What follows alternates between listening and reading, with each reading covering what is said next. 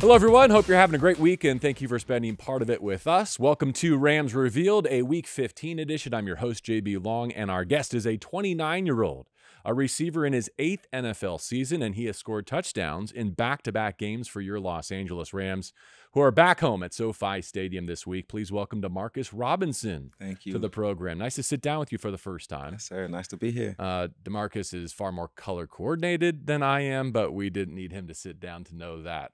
Looking good today, coming off that long trip to Baltimore. Welcome home. It.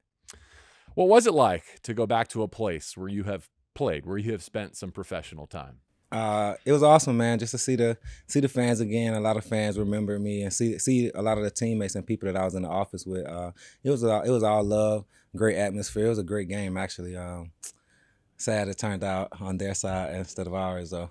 We'll definitely get into some of how that finished, but let me start with how it began. On a rainy Sunday, gloomy day in Baltimore. Now, you've been in the league long enough to play in all the conditions. You've called Arrowhead home for part of your career, so I know you've seen worse. But what's it like as a receiver when you take the field in those conditions in a downpour? Oh, man, just knowing you don't know what kind of game it's going to be, if coach really kind of want to keep the ball on the ground and pound it, or is he going to let us get some shots and put it in the air? So, yeah, you got to stay on your toes because you never know what's going to be called. Well, I didn't know either after he started the game with 9 consecutive runs to get down inside the opponent's 10-yard line. No, neither one of us knew. You didn't know that was coming? That wasn't part of the stated game plan going there? No, not at all. Just how Sean felt it, huh? What about you go with gloves? I think most people go with gloves, right? The technology on those things is amazing these days. But Puka didn't. He just kind of taped up some fingers and went barehanded. What'd you think of that? We was talking about it during the pregame warm-up because I went pregame warm-up with no gloves, and I actually felt pretty good. And then the rain kind of slowed down a bit, and I'm like, maybe we can throw the gloves back on. And Puka was just like, I don't want a chance, and I'm going to just tape them and go old school. Interesting. So I was like, I feel you, bro. So folks probably don't know this. I don't really think about it often, and occasionally a ball will like skip to me on the sideline and I'll pick it up. And an NFL football is incredibly inflated. It's like rock hard and it's slick. Yeah. I mean, you have a tough job catching a football in any conditions, much less in the rainy weather. Yeah, it's pretty tough. And I feel like the ball gets super heavy once it's getting super, super wet like that and keeps going on throughout the day. It's moggy. Once the ball gets soaked like that, it's heavy and slippery. So you really got to like concentrate on it. You get to use 2 hands to catch it, though. The quarterbacks have to throw it with just their finger. Yeah, no. All right, I know it was a loss, and we'll get to how it finished in a second, but I want to review some of your critical moments, which were influential in allowing the Rams to play one of the best teams in the National Football League into overtime. Let's start with the 22-yarder in the second quarter, a 3rd and 2 fade ball. You took a huge hit after an acrobatic catch. I actually saw at least one analyst last night say that was the best catch I've seen Demarcus Robinson make in this league. Fact or fiction? I mean, he probably just have just only seen that game. He's got to go watch them all back. He haven't seen all of my games, but thank you for that compliment. And yeah, I mean, it was a great throw by Matthew, who gave me an opportunity to go outside and go up and make a play, and I did. I got a little head to head right there, but it ain't hurt too bad. I was able to get up and keep rolling. Is catch radius like one of the elements of your game that you take pride in? Oh, yes, for sure. Making catches like that is something I pride myself on, just being able to go up and make a play, miraculous play, spectacular play type of thing. And makes the crowd get hype, and I like that feeling. So, yeah. Thought you might have had the game winner. Walk us through that sequence and how you found the end zone for the second game in a row. It kind of got off schedule. I had an end breaking route, but Matthew was getting a little pressure in the backfield. Seen him, and I'm watching him as he's starting to roll out to the right. So I kind of step and cut back outside, and he threw it before I even got my head around. So it was all Matthew, honestly. He threw a great pass, and I was just able to keep my feet going to go get it. He did his part, but you certainly did yours too. In fact, I was wondering, what were they even throwing the challenge flag about? They're not allowed to challenge a scoring play because it's automatically reviewed. I had a yellow flag on, so I think they seen, because the DB had snatched my yellow towel from behind me, and I think they thought it was a flag or something, that he thought I stepped out of bounds. So I think he was challenging from that. Okay, so they were throwing the red flag to try and get to the bottom of the looked like yellow flag. And I think it probably should have been illegal contact in the end zone if the defensive back is ripping your flag out. Exactly. You know how the refs are, though. Glad it all worked out in the Rams' favor, at least on that play. And then I also don't want to look on the next drive. You're what I would term a game-saving pass breakup in the end zone. First, did you think you had another game winner coming your way potentially on that throw? I didn't know he was gonna throw it. Actually, I mean, you always got to be ready for. You never know who he's gonna throw it to. So I'm running my route, and as I'm looking towards the corner, and I see the DB and the safety kind of like in my area. So I'm not thinking. Then I see the ball coming up. I'm like, oh man, it's coming. So I just try to sprint over and try to go jump up, and I noticed Marlon actually had to jump on the ball. So once I'm up in the air, I see his hand hit it first, and I'm like, I just got to get it out of his hands. I was going to ask, like, at what point do you switch from receiver to defensive back and just go into that competition mode to make sure the game continues beyond that throw? Basically, when I see him already backpedaling, and he got eyes on the ball, and he's like in a better jump position than me. I'm just trying to get in phase with him just to be able, because he's a DB. I'm knowing he don't have just as great as hands as a receiver, so I'm just trying to get in there and knock the ball out, jar it loose or something, just so he don't end the game that way. Nice block on Puka's second quarter catch and run down the Rams sideline too. I caught that. How much is that a part of Rams receiving culture, competing without the ball in your hands? Yarps always harps on us, man. Find somebody to touch, find somebody to block downfield. As soon as you see the ball, recognize it and get your hands on somebody. So I was just trying to spring him for another long play, you know. Marlon, I got a great release on the outside up the field, and Marlon thought the play was over with because it didn't come to me. So Puka ran on the outside, and I just shoved him in a little bit. Legally, Perfectly. Yeah. All right, what about the 76-yard punt return walk-off winner? What's that feeling like on the opposing sideline? Oh my God, I know Tylan Wallace, and last year he was banged up a little bit, so I didn't really get to see him, perform a lot because he mostly played gunner, not even receiver, nothing like punt return at all, none of that. I never seen him do anything such, but he made such a spectacular play. I commented on his post that he posted yesterday, and I'm like, man, that was a heck of a play, kid. So congratulations to him, because can't take nothing from that. He did an amazing job.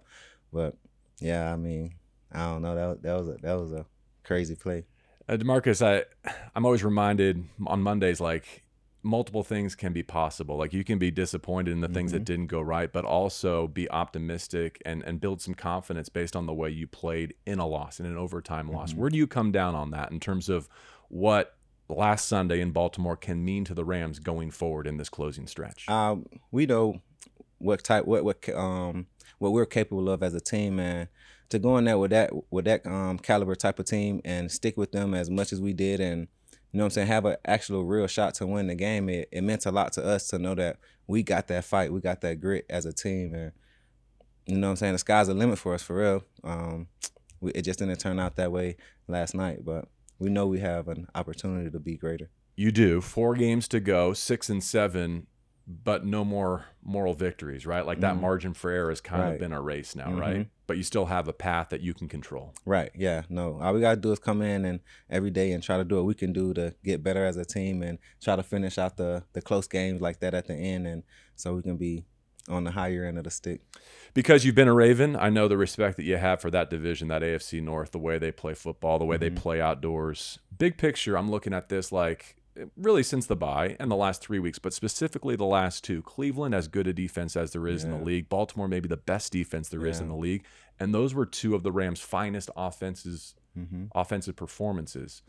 What's working? What has clicked into place that's allowed Sean McVay, Matthew Stafford, all you guys to take it to that next level on offense? I think just coming in after that bye week, man, coming 3 weeks in a row, and everybody just honing in, knowing that we have an actual chance to do something and be great, and everybody just coming together and be like, okay, what was in the past is in the past. Right now we got to move forward and put your best foot forward no matter what it is, and give it all you got. You know, you never know when your last chance will be of playing football, you know. So take every day like it's for granted. Don't take no day for granted, and give it all you got. It's a good point you make there. You never know when your last day is going to be, and we'll get into some of that in your career evolution in just a moment. But let's start kind of in that intermediate zone where you do make the roster, but then you hardly play on offense for like the first 2 months of the season. Right. Now, these last couple of weeks, you got people like jamming to the waiver wire for their fantasy football team saying, I might be able to get a steal in Demarcus Robinson. Was that effectively like the longest stretch of your football career without getting meaningful time in an offensive huddle? Honestly, I think so, but it didn't discourage me at all. I mean, you know, they got young guys in, and the guys were playing well. Tutu Atwell and Puka Nacua, and you know Cooper Kupp is Cooper. So those guys were just doing their thing, and I was just waiting on my opportunity. Like, and they just to get rotated in to be able to do something and show what I could do. And coach trusted him. You know, you got to earn that trust too. These guys been with him since, you know, off season and stuff. I only had a training camp with him, so he trusted in those guys, and I had to earn his trust. And once I did, I was able to go out and put it on film and put it out on the game day. It was one of the greatest training camps I've ever seen. Yeah. Like, you dominated Irvine. Yeah, I thought I did too, but you know, that's the coach's decision to put us in. You were earning a roster spot at that point in time. And when you go back to, I think it was June, like before mandatory minicamp, you were without an NFL home coming into this offseason? I was at home in Tampa, yeah. So kind of talk us through that process. How did the fit come to be between you and the Los Angeles Rams at that point of the summer? I was calling around a couple teams. I had 3 or 4 teams that I was looking at, and I was just trying to find the best fit, looking at all the players, looking at all the wide receivers, who I can come in and gel with and see where I can have an impact. And I thought this would be like the most place that I could come in and make an impact immediately. And right now it's starting to turn out in my Good favor. bet on yourself there. Yeah. You were a 4th-round pick. To be now in year 8, to have been to 2 Super Bowls, to have a Super Bowl ring, how would you summarize your feelings about your career, what you've accomplished, and what might still be out there for you? I don't know what's still out there for me. I love the game, man. I love playing ball, and I just come in every day just trying to work hard, just trying to show the coaches I do love the game wherever I'm at, you know, and just trying to help the team win. Every year I've been to the playoffs. It hasn't been one year out of my 8 I don't seasons. think I realized that. It makes sense based on where you've played and the way you've played. All 8 of my seasons I've been to the playoffs, and just trying to keep that going for sure. Keep that going for sure. I'm sure. glad you mentioned that. Plus, you're part of a team that beat the 49ers in a Super Bowl and denied them a Lombardi trophy. So, like, you're already a favorite among the Rams fans. Yes. Well done. The Rams receiving core that you kind of just ran through, I wonder if we could take each one of them in turn and just get your perspective on who they are as people and pros. Right. Let's start with Cooper Kupp. Why don't we just start kind of at the top of the depth chart and the Triple Crown winner? Cooper is definitely one of the most smartest guys I've ever been around, and in a receiver room, like, he knows defense as well as some coaches. I think, you know, he comes in and he's telling us the defensive things. He's like, he's not supposed to be here, and we're like, hey, how you know he's not supposed to be there? And we go through the coverages, and he explains how a DB is not supposed to be in, or if he makes a mistake, like, oh, this DB was supposed to be in this position. And it's just it's amazing to see somebody study the game that well, that he knows the opposing, or what he's supposed to be doing on the opposing side of the field. So it's amazing. As we flew home from Baltimore, the story in the National Football League was like a misaligned receiver. And I have this image from Cooper's rookie training camp where, like, okay, he's just a couple of months onto the job. He breaks the huddle and he goes out and realizes that something is wrong about the Rams configuration and, like, has a veteran adjust his alignment. And I'm thinking, one, you have to know. You have to know for sure. And then have the confidence, the leadership ability to kind of make that adjustment on the fly. Most rookies are just trying to figure out their own backyard, right? Much less worrying about the other 10. So he's special in that way. He is. Tutu got knocked out of yesterday's game, unfortunately, part of what led to even more reps for you in the offensive huddle. We hope he's doing well and we'll be able to play against the Commanders. But what have you learned to appreciate about his game and what he brings to the Rams? Oh, man, just the grit, just the fight to always keep going, knowing he isn't like the biggest body, he has the most, you know, weight. So he just fights hard, man, keeps playing just to be a small guy, but still able to bring such a huge impact. He got strong hands, able to speed down the field, so he take the top off of defenses. He's going to be a heck of a player for sure, man. As long as he stays healthy and stuff like that, I think he's going to be all right. And then you're part of, like, the day 3 draft fraternity with Puka Nacua. Yeah. What impression has he made on you? It's wild, man. I got drafted 4th round at Kansas City, and Tyreek Hill got drafted 5th round. And I'm like, bro, you guys are – Puka got drafted 6th round, right? And the 5th or 6th? End of the 5th. End of the 5th. Okay, Last so pick. I'm like, the 20th receiver taken in the draft. That's so wild to me, bro. It's like, he's so special, man. Like, nobody thought, I didn't know him coming in, you know, so I didn't know who he was or how special he was gonna be. But to come out and break the rookie record, man, that's something special. He comes in every day just practicing hard, doing what he has to do, and he's kind of quiet, but he's pretty cool, man. Just to see him come in and work as hard as he do, strong guy, like, run through everything. And the way he practiced just like me. Like, we practice hard, fast, physical. Every play, don't take no plays off. And I think that's how you're supposed to practice. And that's why I think he's such a good player. There's a fun thing going around social the other day that I saw you participated in, like name a late round draft steal or whatever. And didn't Tyreek say you? Yeah. Didn't he nominate you? Yeah, he did. He did. So you're kind of paying it forward now with saying Puka Nacua, like we all know, based on what he's done. Okay, so you've played with some all-time great quarterbacks. In your career, you've been with the Patrick Mahomes of the world. You've played with Lamar Jackson for a season, now with Matthew Stafford. What distinguishes Matthew? Like, how would you compare and contrast some of those greats, some of players that we think will be in the Hall of Fame someday? Yeah, man, just a guy who comes in, loves the game, and always wants to meet, or if he thinks of something on the fly, or like 2 weeks ago, we was playing, I forget what team it was. We were playing some team, and he was watching film at home, and he thought of something, and coach was like, he called him on a Saturday night, came in early that morning and was going over stuff with coach and just saying that, hey, if we get a cover 2, we can run this type of play, and that's the play that Puka scored on, That's the one he scored on down the middle field, the 70-yarder touchdown. And you know what I'm saying? Just things like that. Him thinking that alone at home, still watching film away from here. That's what I think makes Matthew special, the love of the game he still has for the game. And you know what I'm saying? How hard he goes, the grit that he never gives up, even when he's injured or going down or has pain. He's been in it for a long time. He knows how to win, and I'm just glad he's my quarterback right now for sure. How about some of that arm talent and all the different arm angles? Like Patrick Mahomes gets rightly a lot of the attention for his ability to alter the game in that way, but Matthew was one of the originals. Yeah, we've been seeing it. They show us a lot of his highlights during the week, and we're like, man, this guy's a real dog, man. He played with some of the greats too, Megatron and stuff. So we watch a lot of his highlights, and he does definitely do it. He threw with a pass he threw for me, the touchdown last week. Yesterday, he was like, that's all the Mahomes I got for you. I'm like, no, man, that's all you right there, bro. No Mahomes right there. That's all Stafford. He literally said that as he steps up and kind of three-quarters. Yeah, he's like, then he come back to me, we dap it up. He was like, that's all the Mahomes I got for you. I'm like, man, it's all Stafford right there, bro.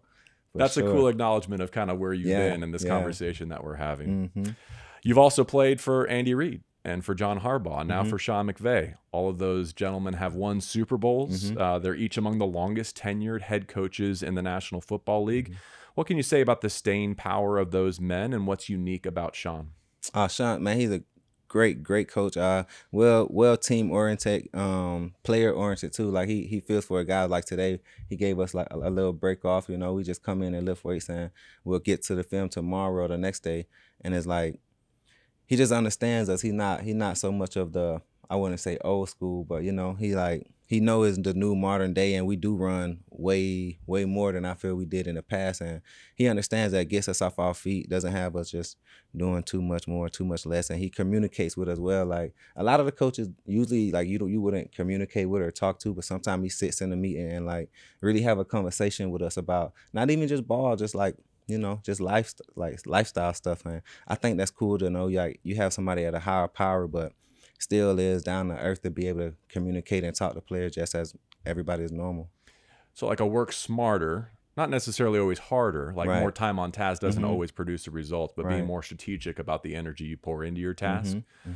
And that interpersonal relationship, not to say that anyone else doesn't do that, but you think that's what sets him apart, is his communication ability? For sure. All the players love him. He can talk to any one of us, joke around with any of us, keep it real with us, and he knows when to keep us going and win, and how to push each and every one of his players. And I think that's what makes him great. He knows how to push his players to be the best that they can be, for sure. Especially at this stage of the season, deep in December, I'm sure those extra hours go a long way. So I don't be the one sitting here taking up those hours after Sean gave them to you. We'll get you out of here with our closing segment, 3 and Out. We do it each week. And Demarcus, the bid is, if you'll answer these 3 final questions for us, I'll make a donation to the LA Rams Foundation on your behalf. Fair. Okay? Of course. All right. So the Christmas season right around the corner. How about one thing that you would like to have on your wish list?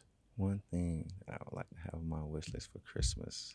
Dang, I wasn't ready for that one. I know I caught you off guard because, in addition to being a football player focused on the game plan, you're also a father. So you're probably more worried about what your 3-year-old daughter wants for Christmas, right? You want to go there instead? Yeah, I'll go there instead. I definitely know she wants a new bike, because I bought her a bike, but it was a blue bike. But it was the only bike in Walmart. So I'm like, it's still a bike, but I'm going to get her a pink Princess bike instead of a blue kind of dirt bike now. So she balked at the blue. No, she loves the blue bike, but I know she wants the pink bike now. So see. we went in the store and she was like, "I'd rather have this one." So yeah, I'm getting a pink bike for Christmas. Rams colors for her first bike, not bad. Where are we? Training wheels? Getting off the training wheels. The training wheels were on the blue bike, but the pink bike won't have training wheels. I like it. Yes, Looking sir. forward to that next update. Her name is? Thunder Robinson. All right. Merry Christmas, Thunder. Thank you. Question number 2. You ready for a start, bench, cut challenge? It's a primetime version. Oh, wow. Okay? All right. So you got to start one of these, bench one of them, and cut the other. All right. Sunday night football, Monday night football, Thursday night football. We could cut Sunday night football. Really? Yeah. Oh, I thought that was going to be Thursday night football for sure. No. But you want to cut Sunday night football? Yeah, it's football all Sunday, so Sunday night isn't, I see. You like the island games. Yeah, where you're the only show in town. thing on TV. Everybody's watching this one game. Okay, so Sunday night football is out. Give me your preference between Monday and Thursday. So tough. I like the Sunday night. I like to start Sunday night, and we could bench Thursday.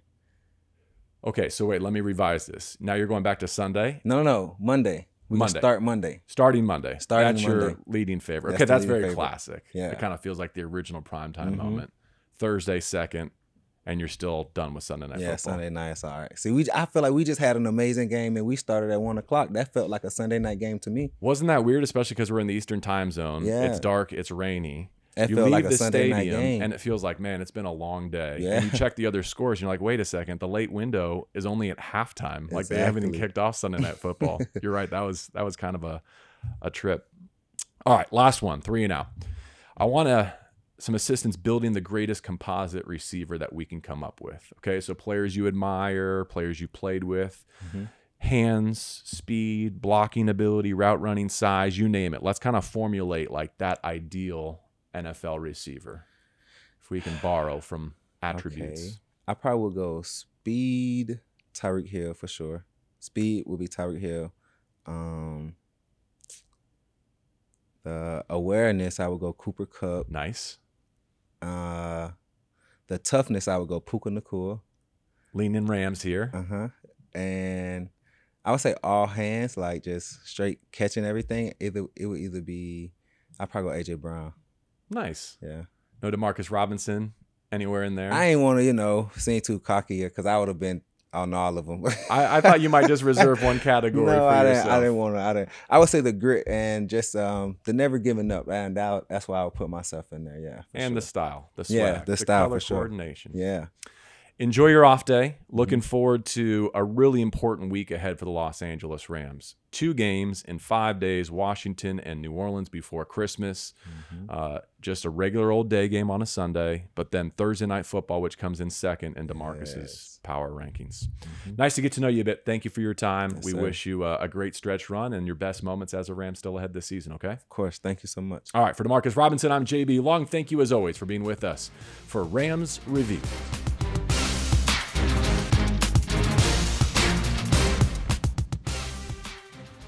Thanks for watching. Make sure to like and subscribe so you don't miss out on our videos.